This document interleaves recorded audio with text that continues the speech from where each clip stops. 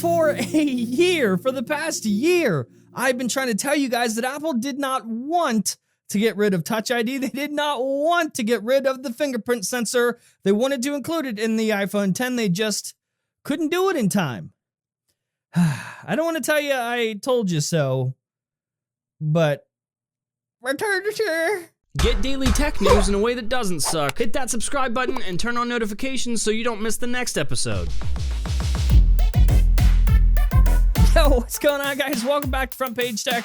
Of course, show that gives you all the latest tech news from one geek, that is me, to another, that is you. Happy Wednesday, happy motherfucking hump day. It is the official Front Page Tech holiday of Hump Day, where you are permitted, by us, of course, to hump any of your very best friends.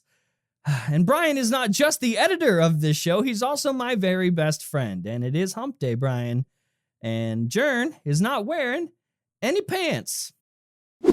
Okay, so story numero uno. Actually, it's more of a question to you.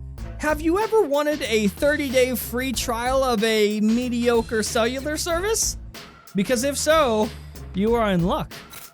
Because T-Mobile has you covered. That's right, apparently T-Mobile has launched some free 30-day trials for the T-Mobile network in 3 different cities. 3 cities being Atlanta, Georgia, Austin, Texas, and Boston, Massachusetts. Wow, I actually said Massachusetts the first time. It usually comes out as Massachusetts. They had an Un-carrier event today, but they didn't actually announce this part. So a bit of a quiet rollout. Now I know I called them mediocre, and I didn't mean that, like, all the way. T-Mobile has a very special place in my heart. They changed the way the mobile industry works. But like the vision and the morals of the company are one thing, and then coverage is another thing. T-Mobile's coverage is not great. In some areas, you'd probably have a better chance of just 2 cans and a string, just doing that. So, yeah. But enjoy your 30-day free trial. I'm sure it'll be great. Okay, so this next story is actually about the Pixel, like the original one. The original Pixel and Pixel XL. So this one is specifically for you, the 3 of you out there who still have the phone. Never say that we don't report news for the little guy. You may or may not have noticed that the latest Android Pie update for the original Pixel and Pixel XL kinda f***ed everything up. Many of the users, so like all 3 of them, had reported that fast charging was no longer working with these phones if they weren't using like the original cable that came with it. But have no fear, Google is working on trying to un-f*** you. They're currently testing a software fix that would potentially restore the fast charging capabilities of your 2016 Pixel devices. To clarify though, Google did say that their own bundled charger or others certified for USB power delivery would work for rapid charging, and that would be fine. It would work as normal.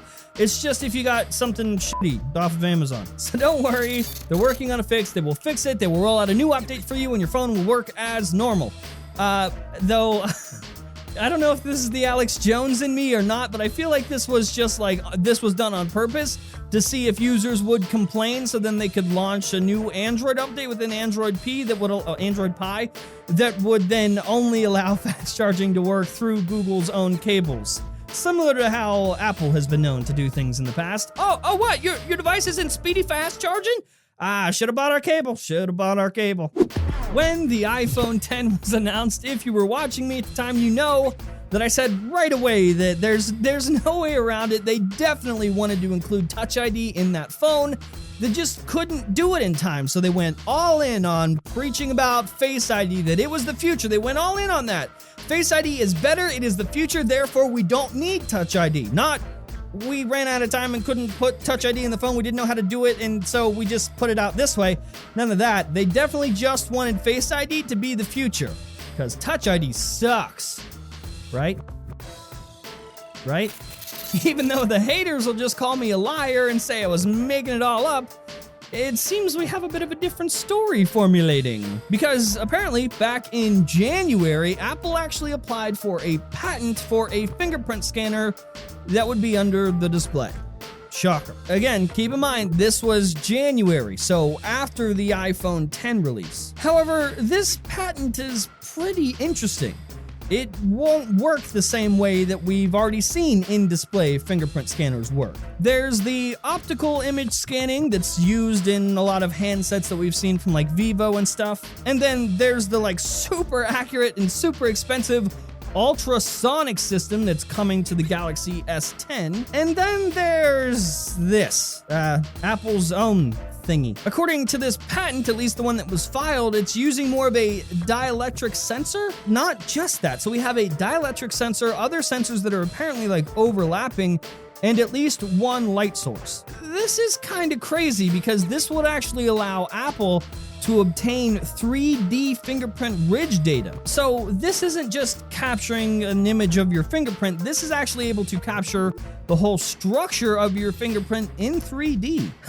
This is great. You might remember literally like 10, 11 months or so-ish ago, I said that Apple's engineers are some of the best on the planet, and if they really wanted to, they could have figured this out. Funny how this works out for all the haters, for all the people for months that have said I was wrong. I'm not an engineer. John, you don't know anything. If you think you know how to make a phone, you should make a phone. Bet you can't do it better because you ain't smart enough.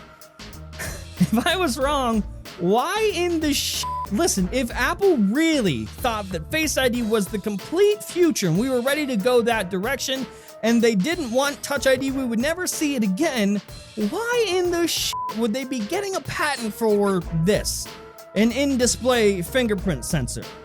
Now, I know your next question is, well, when? Are we gonna see these in the next iPhones, these 2018 iPhones? No, probably not, for a few reasons. Number one, even if they could do it right now, it probably costs a lot of money, and that would make these iPhones, the 2018 iPhones, way more expensive for you, for me, for the consumers. I don't think it's ready on a manufacturing level right now. So we'll probably see these in like 2019, 2020, potentially. I'm just curious now. Doesn't matter. Do we care? If they're already kind of teaching us and forcing us to move forward with Face ID, do we need Touch ID back under the display? Apple, my advice to you would be, if you can find out how to map a fucking 3D fingerprint, thumbprint, whatever, and you can put that sensor in the phone under the display, I can think of a few other sensors we could put under the display as well. Maybe get rid of the notch? I don't know. What do I know, right? I can't build a phone. I ain't smart enough. And that is the show. Hopefully you liked it, you learned something. If you did, hit that like button. If you hate my stupid face, hit the dislike button. Of course, if you're new here, subscribe button. I think all the housekeeping is done. I've mentioned all the things, and now I'm going to leave.